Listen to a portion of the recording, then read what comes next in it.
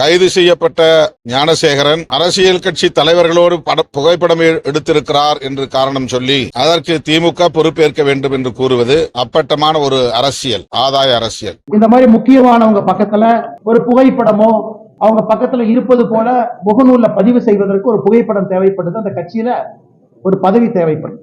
இது போன்ற அமைச்சர்கள் கூட நின்று ஏதோ போட்டோக்கு போஸ்ட் கொடுத்தாங்க, நாங்க என்ன செய்யறது திமுக சொல்லி இவங்க போட்டோக்கெல்லாம் போஸ்ட் கொடுக்கல. பாருங்க, இவர்கள் எல்லாம் திமுகவினுடைய நிகழ்வுல பங்கெடுக்கக்கூடிய பொறுப்பில் இருக்கக்கூடிய தொண்டர்கள். ஒரு முக்கியமானவர்களுக்கும் சால்வை அணிவிப்பது, திமுகவினுடைய முக்கியமான நிகழ்வுல பங்கெடுப்பது, மக்களுக்கு சாப்பாடு போடுறேன்னு சொல்லி சாப்பாடு போட்டிருக்காரு பாருங்க திமுக சார்பாக அமைச்சர்களோடு. கட்சி பொறுப்பாளர் இல்லைன்னு சொல்றாங்க, இந்த பத்திரிகை நண்பர்கள் கொடுக்குறோம். கட்சி பத்திரிகையில அவருடைய பெயர் பொறுப்போடு இருக்கும் பாருங்க.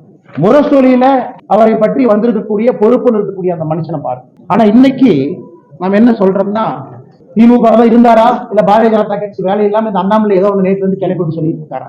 எங்களுடைய குற்றச்சாட்டு அவர் திமுக இருக்கிறது குற்றச்சாட்டு இல்லைங்க. ஒரு குற்றவாளி இதே போல ஒரு கொடூர செயலை செய்தவன் திமுகவிலே தன்னை இணைத்துக் கொண்டு அமைச்சர்கள் பக்கத்தில் நின்று அங்க இருக்கக்கூடிய லோக்கல் போலீஸ் ஸ்டேஷனுக்கு நான் திமுக காரன் அப்படிங்கிற புகைப்படம் தேவைப்படுது. அதை வைத்து அந்த போலீஸ் ஸ்டேஷன்ல இருக்கக்கூடிய ரவுடி ரெஜிஸ்டர்ல அந்த பேர் வரக்கூடாது.